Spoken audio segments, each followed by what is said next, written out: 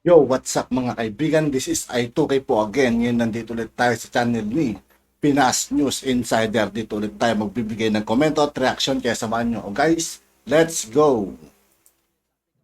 Ito ang balita ngayon. Viral ngayon sa social media. Matapos pinahanga at pinalakpakan, bumilib ang mga netizen sa Amerika at matagumpay na nakauwi sa bansang Pilipinas, ay heto na naman ang mga magagandang pasalubong ng ating mahal na Pangulong Bongbong Marcos para sa mga Pilipino. Pero bago natin simulan ang balitang Sa lahat ng hindi pa nakasubscribe mga kaibigan kay Pinas News Insider, mag-subscribe na po tayo at huwag nyo rin pong kalimutan mag-subscribe dito sa aking channel. ito, please huwag kalimutang mag-subscribe at click ang notification bell para mas maging updated pa kayo lalo sa lahat ng bagong videos na i-upload namin. At ito na nga mga kababayan, para pala sa hindi nakakaalam, ay alam nyo ba na tulad rin sa resulta ng pagpunta ni President Bongbong Marcos sa Indonesia at Singapore few weeks ago? Alam nyo ba na karamihan rin sa mga posibleng investment pledge na iniuwi ni President Marcos from US ay mga negosyong may kinalaman rin sa IT, mga negosyong may kinalaman rin sa digital infrastructures, at mga negosyo na may kinalaman sa garments. At ang isa sa pinakamaganda sa mga ito ay walang iba kundi itong mga literal na infrastructures talaga. Which is, alam naman natin na kapag infrastructure agad ang pinag-uusapan, paniguradong Japan at China ang pumapasok sa inyong mga isipan na hindi naman namin kayo masisisi kung ganito ang inyong isipin. Dahil itong mismong bagong water dam na ginagawa dito sa Pilipinas ay bansang China nga rin ang nagpondo. Pero kung itong mga American investor na mismo ang maglalaan ng milyong dolyares upang magpatayo ng kung ano-anong infrastructures dito sa Pilipinas, ay alam nyo ba ang magagandang resulta nito sa ating bansa? Well, ang unang-una nga dito ay syempre, dadami rin na papasok na dolyares dito sa Pilipinas na alam nyo naman na kapag maraming dollars ang pumapasok dito sa ating bansa, ay dumadami at lumalaki rin ang dollar reserve ng ating gobyerno, na ang pinakamagandang resulta naman nito ay posibleng tumaas naman ang halaga ng Philippine peso.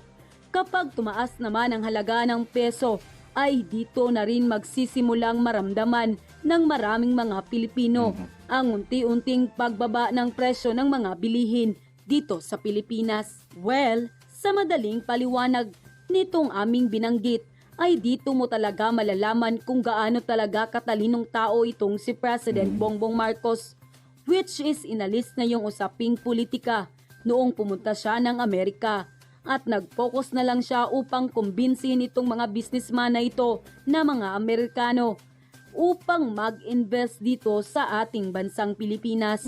Na ang mabilisang tanong namin naman sa inyo ngayon ay ano kaya ang masasabi ng ilang media na nagpapakalat ng balita na hindi daw makakatapak ng Amerika itong si President Bongbong Marcos, at nasaan rin kaya yung mga anti-Marcos na nagsasabi na kung makakapunta raw Malamang sa malamang guys, tameme ngayon o pahiya yung mga bias media ngayon ano.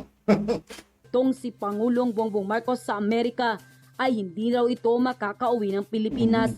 Dahil doon pa lang daw sa Amerika ay huhulihin na itong si Pangulong Bongbong Marcos. So dito mo talaga malalaman na ang totoo at karamihang propaganda ng ilang anti-Marcos na ipinapakalat nila ngayon sa internet ay wala talagang katotohanan, na ang layunin naman nila sa kung bakit nila ito ginagawa ay upang masira at ipahiya lamang ang pangalan ni Pangulong Bongbong Marcos sa mga Pilipino. Samantala, narito naman ang reaksyon at magandang paliwanag ng isang napakagaling na retired General Solid Bongbong Marcos vlogger na si Sir TVSTG patungkol sa meeting ni Pangulong Bongbong Marcos sa mga leaders ng World Bank at tila yung posibilidad na malapit nang makuha ng Pangulo ang Marcos Gold o Marcos Wealth para sa mga Pilipino. Panoorin at pakinggan ang full video. Ang topic natin ngayon ay yung meeting ni PBBM sa mga leaders ng World Bank at yung posibilidad na malapit nang makuha ang Marcos Gold or Marcos Wealth. Okay. Salamat tayo sa Diyos at natapos na ang los 1 week na biyahe ng ating presidente sa New York. Isa sa major activity niya doon is nakipagpulong siya sa mga leaders ng World Bank. Okay. Ang World Bank po ay nakipagpartner na sa atin sa Pilipinas starting 1945 hanggang ngayon. Okay.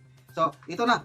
May mga haka-haka na ginagatungan na rin ng mga kapwa ko vloggers na yung meeting with World Bank ng ating presidente, yun na, hudyat na makukuha na ang Marcos Gold. Okay. So, magbigay ako ng reaction nito. Nasa inyo na kung alin ang paniwala nyo kasi mayroong sikat na vlogger dyan yun na ang kanyang emphasis na humanda na dahil nakipag-meeting na si PBBM sa World Bank, makukuha na. Okay, so ito ang aking reaction. I trust on the sincerity of the Marcos family tungkol sa kanilang hangarin na tumulong sa mga Pilipino. At ako, naniniwala na mayroong Marcos Wealth, Marcos Gold deposited in so many banks around the world. Naniniwala ko na bago pa nagpresidente ang ating Pangulong Marcos Sr., mayaman na sila. They have plenty of gold. At yan, nakadeposito. Natapos na yung 50 years na kailangan sa batas para yung mga gold na yon pwede nang maangkin ng Pilipinas. Kasi yung mga gold na yon galing sa Yamashita Fortune or Yamashita Gold, pag may-ari ito ng mga iba't ibang bansa na nasakop ng Japan noong World War II at nadala dito sa Pilipinas at dito sila natalo. At yung mga Yamashita treasure na yon, marami dyan nakuha ng Pangulong Marcos. Hindi pa siya Pangulo noon, nakakuha na siya. Kaya lang, nung nagkapangulo na siya, umupo na siyang Pangulo, lalong nadagdagan at yon na ideposito niya sa mga bangko. At kailangan sa batas, 50 years muna. Kasi kung wala pang 50 years, yung mga gold na yon o kayamanan, pwedeng bawiin ng nagmeme-aring bansa kung saan nakuha ito ng mga Hapon. Tapos na yung 50 years. So yun, pag may-ari na ng Pilipinas. At naniniwala ko doon sa last will and testament ng Pangulong Marcos na yung kayamanang iyon ay hindi para sa kanya o sa kanyang pamilya. Kaunti lang ang mapunta sa kanya, ang majority sa kayamanan papunta sa Pilipino and the rest of humanity. Naniniwala ako doon. I don't know sa inyo. So ngayon, nung hindi pa nakabalik ang mga Marcoses, ilang beses nag-attempt ang First Lady Imelda na umupo ulit sa gobyerno. Una, nagkandidato siya noong 1992. Hindi naman siya natuloy. Nag-withdraw ata di last minute. Basta natalo. Noong 1998, magkakandidato na naman. Wala. Nag-withdraw dahil magiging madugo daw kung may mangyaring masama kung itutuloy niya. And then, mayroon yung Senate hearing. I don't know sinong presidente na noon. Na nagpapatulong ang First Lady Imelda sa panahon ni Era pala. Sa gobyerno ng Pilipinas para makuha yung Marcos wealth na yun, walang tumulong. Ngayon na nakaupo na si PBBM as president, ito na, mas madali na para makuha nila yung Marcos wealth o Marcos gold. Kaya lang, ito ang analysis ko dyan, hindi po madali. It takes time. So yung insinuation ng isang vlogger dyan, na dyan na, malapit na, I disagree. It takes time. May due process yan. Okay? At sa pagkuha niyan, matalino ang Marcos family. Kung makuha man yan, it will be silent. Hindi yan namamalayan ng taong bayan. Hindi yan nagpre-press conference ang Marcos family na, ito, kukunin na namin, mag-apply na, ito, nakuha na namin. Hindi yan gagawin ng Marcos family. Kasi kung gagawin nila yan, lalong mag-ingay ang oposisyon at lalo nilang idein na ninakaw yun. Ang analysis ko, dahil matalino ang mga Marcos, hindi ba mayabang, hindi nila ipapaalam sa taong bayan. Yan din ang turo sa Biblia. Kung may gagawin kang maganda, huwag mong isigaw, huwag mong i-announce. Kung may ginawa ng kanan kamay, hindi mo ipaalam sa kaliwa. Ganyan ang tingin ko sa Marcos family. Silently, kukunin nila yan, at pag nakuha na, silently, hindi natin namamalayan, itinutulong na nila sa mga Pilipino. So, paano? Ito, pwede, in terms of grant, may mga grupo abroad na wala silang ibang gawain kundi tumulong. So, pwede makipag-tie up ang Marcos family doon using itong mga NGOs ba sa abroad, then magbibigay ng grant dito sa Pilipinas. Tatanggapin ng Pilipinas, grant, libre yun. Hindi yun utang. Grant at itutulong sa taong bayan. So, silent, hindi yan malalaman. Okay, through foundation.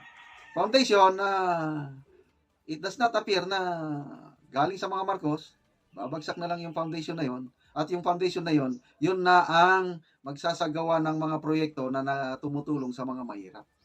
Kaya lang, again, hindi iatat sa pangalan ng Marcos. Another one, pwede rin na ang mga Marcos family makitie up sa mga foreign investors, mga negosyante, mag-invest sa Pilipinas ng sa iba't ibang larangan, tourism ba, agriculture ba, industry, BPO, IT, mag-invest.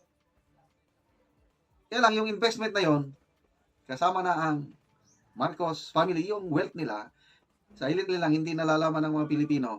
Dahil sa investment na yon, nagpro-provide ng jobs, opportunities, livelihood. O yun, nakatulong na sa mga Pilipino.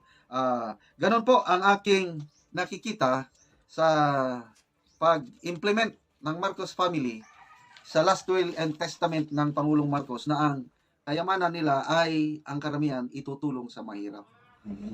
To me, ang real gold, hindi yung mga gold bars na nakasdeposito sa mga bangko. Gold pa rin yan. Kaya lang, may mas importanteng gold. Ano yung mas importanteng gold? Yung puso ng mga Marcoses. They have a golden heart.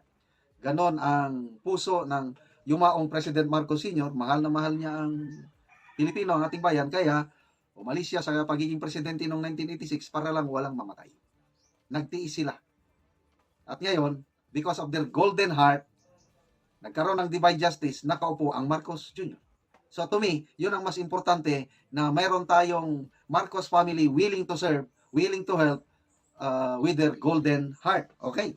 Another gold na importante, yung unity natin as a nation.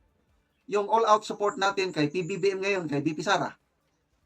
With that, all-out support tayo, ask not what your country can do for you, but ask yourselves what we can do for our country. Pag ganun po tayo, that's real gold. Yun ang importante. Para yung binitawan salita ni PBBM sa kanyang inaugural address, ang pangarap nyo, pangarap ko. At yun na nga mga At yun nga po mga kaibigan, dito po nagtatapos ang ating reaction video. Muli ako po si I2K ng Sundalo ng Dunggalo at 811. Maraming salamat sa patuloy na pagsuporta. Yeah. Peace out.